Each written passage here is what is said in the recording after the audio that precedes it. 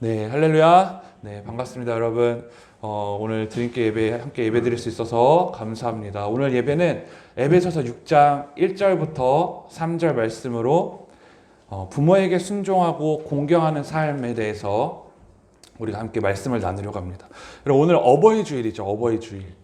그래서 하나님께서는 자녀들이 부모에게 어떤 삶을 원하시는지를 함께 말씀을 통해서 나누려고 합니다. 예배는 하나님 앞에 드리는 거기 때문에 부모나 자녀들에게 드리는 게 아니라 하나님 앞에 드리는 것이기 때문에 사람에게 드릴 수 없어요. 다만 하나님이 그 부모에게 어떻게 하라고 성경을 통해 말씀하셨고 또 자녀에게 어떻게 하라고 말씀하셨던 그 말씀을 우리가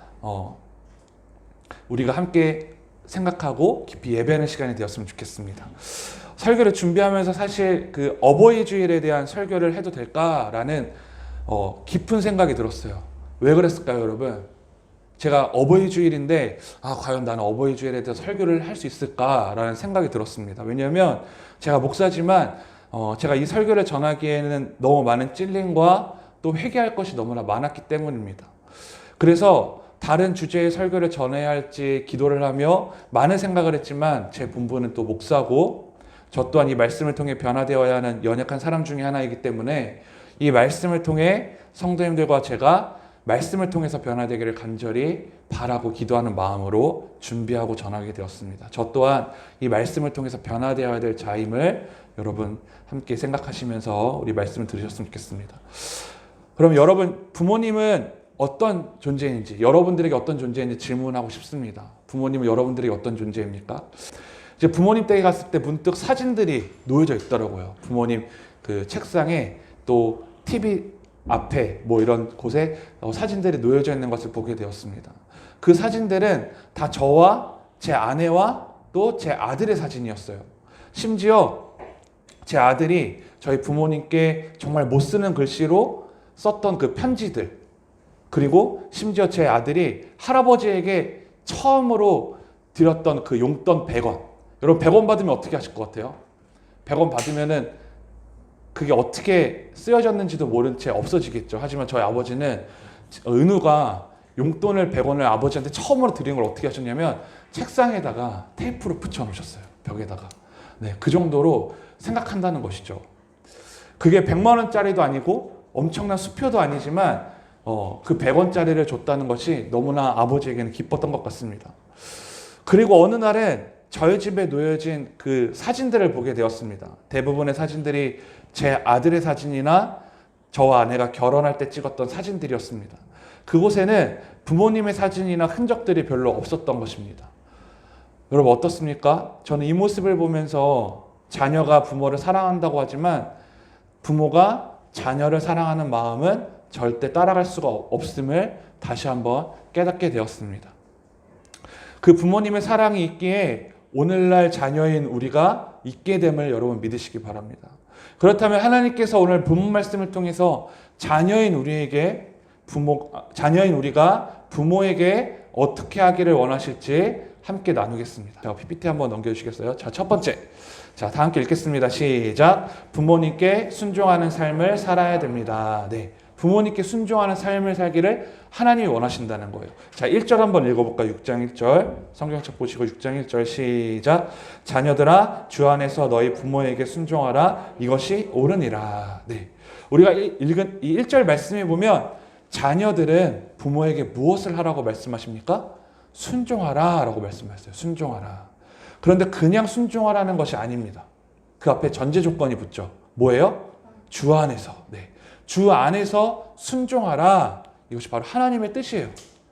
하나님은 자녀들이 부모에게 순종하기를 명령하셨는데 그 전제 조건은 뭐냐면 주 안에서 하라는 거예요. 이 말은요, 믿음으로 순종하라는 것입니다. 성도인 우리는 믿음으로 부모님께 순종해야 되는 것이죠. 믿음으로 순종하라는 것은 하나님의 말씀에 어긋나는 것은 순종할 수 없지만 하나님의 말씀에 위반되지 않는 것은 모두 다 순종하라는 거예요. 여러분 부모님에게 순종하십니까? 네? 왜 아무 대답을 안 하세요? 부모님에게 순종하세요? 안 하세요? 안 듣겠습니다. 대답. 자, 누군가는 네라고 자신 있게 대답하고 누군가는 아니요라고 수줍게 대답할 수도 있습니다. 그런데 아니요라고 대답하는 것의 숨긴 뜻은 여러 가지가 있겠지만 대부분 내가 다 큰 성인이 되었고 내가 이만큼 자랐는데 부모에게 순종할 다 모든 것을 다 부모에게 순종할 수 없습니다. 이 뜻이 담겨져 있겠죠. 그런데 이렇게 생각해 볼까요? 어떤 글을 읽다가 책을 읽다가 제가 이런 생각이 났습니다. 제가 주말 농장을 지금 하고 있는데 제 아들 때문에 상추를 심었는데 상추가 많이 자랐어요. 처음에 진짜 작았던 진짜 작았던 상추였는데 자라지도 않았던 상추였는데 지금 따서 먹을 수 있을 만큼 많이 자랐다는 것입니다. 이렇게 자라기까지 상추에게 뭐가 필요했냐면 여러분 잘 아시는 대로 햇빛과 물의 공급이 필요했겠죠. 그래서 저희 가족이 열심히 가서 물도 주고 정성껏 돌봐줬어요. 그런데 상추가 많이 자랐다고 해서 이제 우리 가족이 주는 물을 거부하거나 햇빛을 거부하면 어떻게 되겠습니까? 죽을 수밖에 없는 거죠.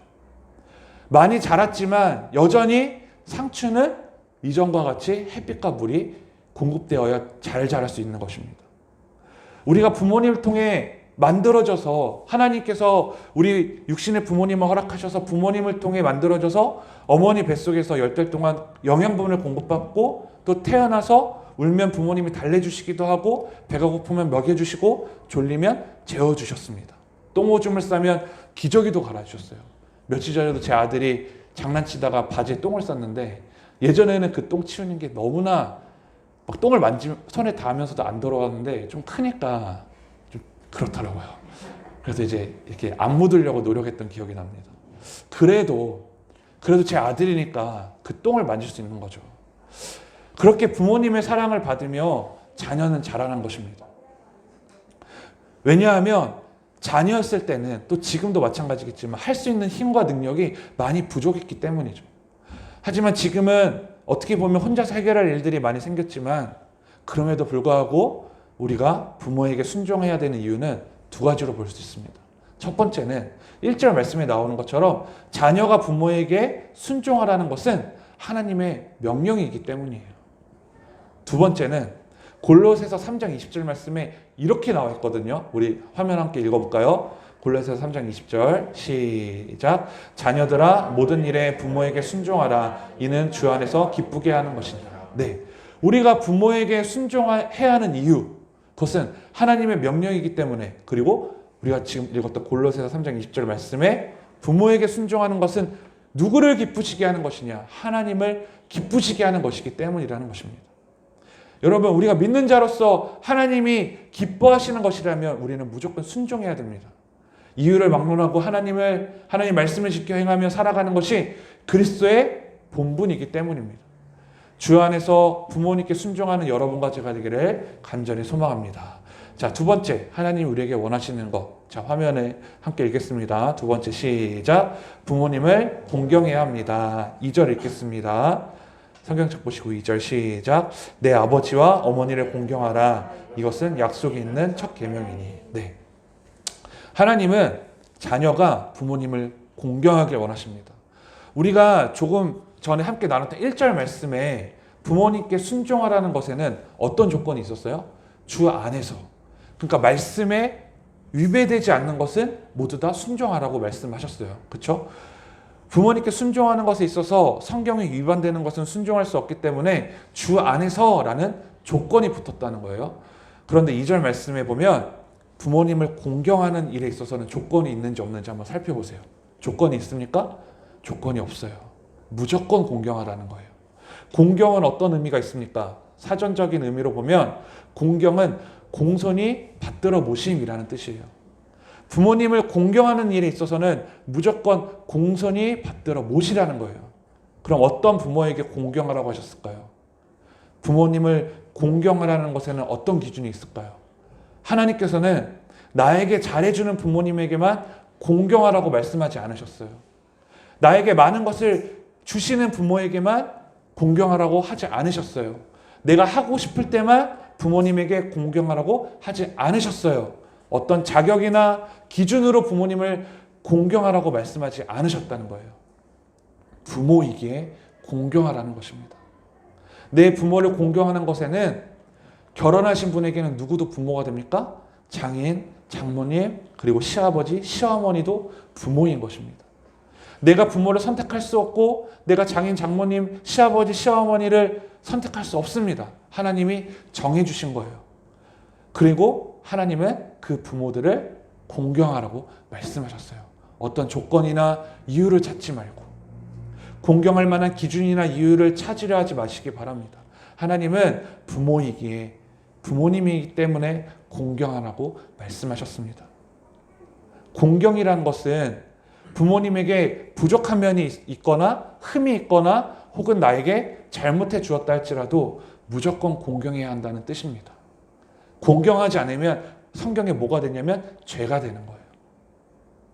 부모님을 공경하라는 것은 약속이 있는 첫 계명이다라고 말씀하십니다. 이 약속이 있는 첫 계명, 이건 뭘까요? 하나님께서 우리가 부모님을 공경하도록 어디에도 기록하셨냐면요, 십계명에도 기록하셨어요. 십계명. 그렇죠? 우리가 너무 잘 알고 있는 십계명에 부모님께 어떻게 하라고 나와 있습니까?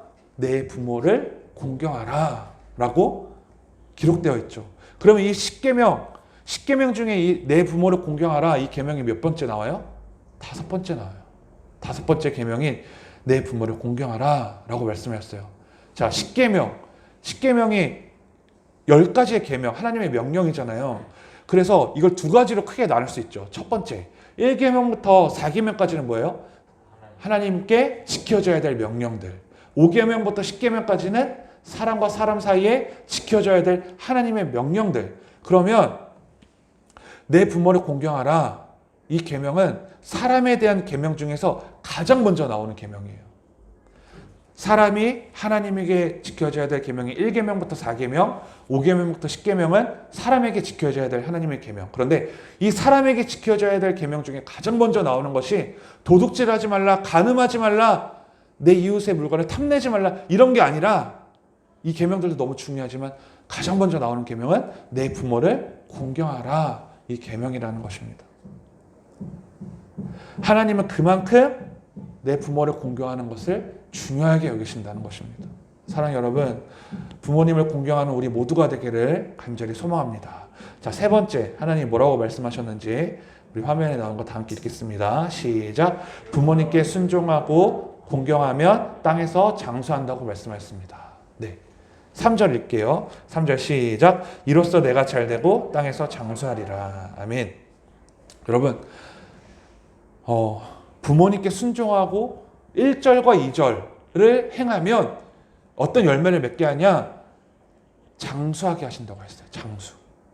그럼 여러분, 장수라는 말 알잖아요.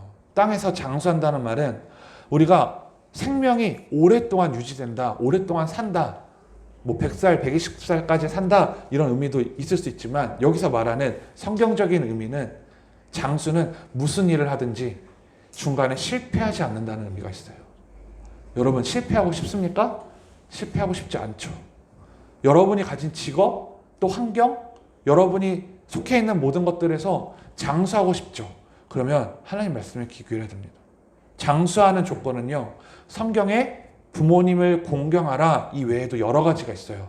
2가지만 예를 들어보면 신명기 4장 40절의 말씀을 보면 여호와의 규례와 명령을 지키면 장수한다 라고 나와요. 신명기 25장 15절에 보면 온전하고 공정한 것을 지키면 장수한다 라고 나와요. 그러니까 불법을 저지르지 말고 또 어떻게 잔머리 써가지고 어떻게 해서든지 뭔가를 해결하려고 하지 말고 온전하고 공정한 것을 지켜 살면 장수한다라고 해요. 근데 우리가 생각할 때 뭔가 좀 이런 것들은 법에 어긋나지만 하나님 말씀에 어긋나지만 이 정도는 괜찮겠지. 이것들은 오히려 장수를 막게 되는 결과를 가져온다고 성경에서 말씀하시는 것이죠. 그리고 아까 조금 전에 말했던 여호와의 규례와 명령을 잘 지키면 장수한대요. 하나님 말씀을 잘 지켜 행하면 장수한다는 거예요. 그런데 왜 부모님을 공경하면 장수한다? 왜 중간에 실패하지 않는다? 부모님을 공경하는 것과 일을 실패하지 않는 것과 무슨 상관이 있을까요, 여러분? 하나님께서 왜 그렇게 말씀하셨을까요? 부모님은 자녀보다 오랜 세월을 살면서 많은 경험을 가지고 있기 때문입니다. 부모님의 말을 순종하면 그 부모님의 경험적인 지식을 얻을 수 있고 이용할 수 있게 되는 것이죠. 그렇죠, 여러분?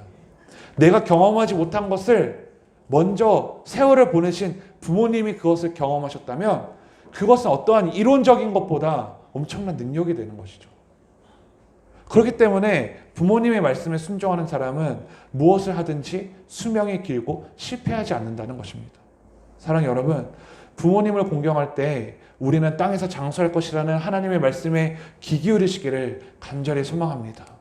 부모님은 우리를 많이 사랑하시고 또 잘 아십니다.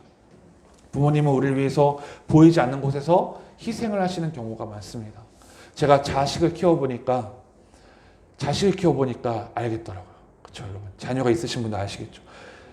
이게 그냥 되는 건 줄 알았어요. 근데 제가 보이지 않는 곳에서 여태까지 저를 위해서 그렇게 눈물을 흘리시고 때로는 정말 힘쓰시고 애쓰셨던 모든 것들이 내가 자녀를 갖게 되니까 알게 되고, 또 제가 목회를 해보니까, 제가 부교육자일 때는 왜 담임 목사님이 저러시지 라는 생각들이 내가 담임 목사가 되고 보니까 참 이해가 되더라고요. 그러니까 이게 자신이 경험해보면 아는 것 같아요. 내가 경험해보지 못하니까 왜 저렇게밖에 할 수 없는 걸까 이해하지 못하지만, 내가 경험해보면 저럴 수밖에 없으셨구나, 저렇게 하셔야 되는 거였구나 라는 것들이 깨닫게 되는 것 같습니다. 제가 예전에도 이 예화를 드렸던 것 같습니다. 3명의 아들을 훌륭하게 키운 어머니가 연세가 들어서 눈이 어두워져 가셨대요. 그래서 보다 못한 세 아들들이 어머니의 눈이 더 어두워지기 전에 효도를 해야겠다 싶어서 큰아들이 이제 제안을 했습니다. 우리 셋 중에 누가 제일 효도를 잘하는지 내기를 하자는 거였어요. 그래서 큰아들은 어떤 효도를 했냐면 무려 방이 5개나 되는 멋진 집을 장만하며 어머니께 드렸다고 합니다. 둘째 아들은 뭘 드렸을까요? 1억 이상 되는 고급 승용차를 또 기사까지 두어서 어머니께 드렸다는 거예요.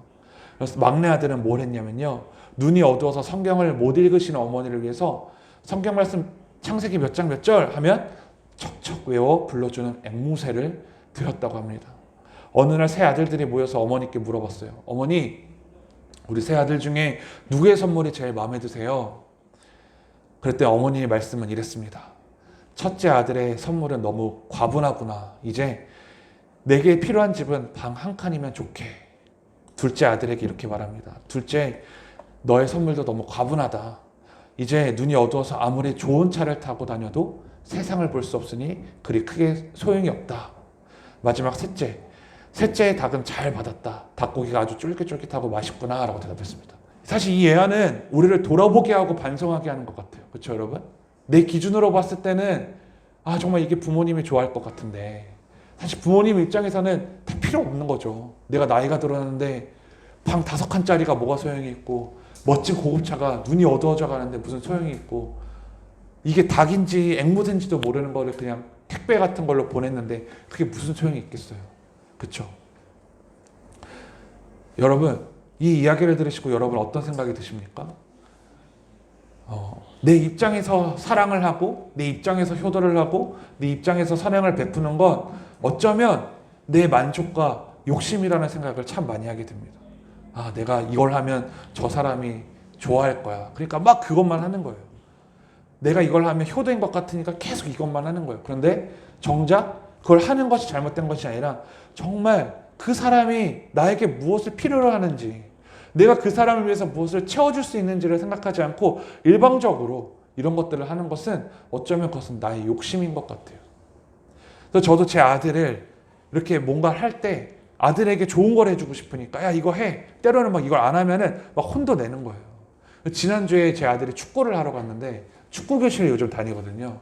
축구를 하는데 이 녀석이 선생님 말씀을 잘 안 듣고 계속 까불까불 하는 거예요. 근데 제가 또 운동을 했었기 때문에 지는 걸 싫어해요. 그러니까 막 다른 아이들은 막 잘하는데 내 아들은 막 개구장이 갖고 잘 안 하면은 뭐 이상하게 화를 내면 안 되는데 막 화가 나기 시작하더라고요. 그래서 끝나고 은우한테 말했어요. 은우야, 너 이럴 거면 다니지 마.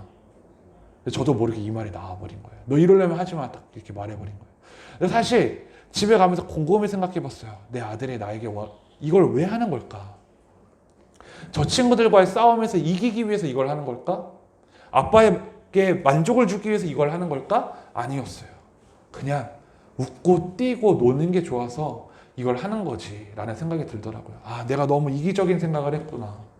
내 것을 너무 아들에게 이만큼 내 기준을 아들도 채워주길 바라고 있었구나 라는 생각을 하면서 굉장히 미안했습니다. 여러분, 그런 것 같아요. 내 자녀, 내 부모님 과연 무엇을 더 원하시는 걸까? 어떤 사랑을 바라고 계시고 어떤 부분을 내가 채워줄 수 있을까라는 생각을 하면 그 가정은 분명히 행복한 가정이 될 것입니다. 여러분, 그렇게 부모님을 사랑하고 섬기며 채워줄 수 있는 여러분과 제가 되길 소망하며, 또 여러분의 자녀들에게 그렇게 사랑하고 나누고 한 번 더 내 자녀가 무엇을 원할지 한 번 더 생각해보는 여러분과 제가 되기를 간절히 소망합니다. 우리 함께 기도합시다.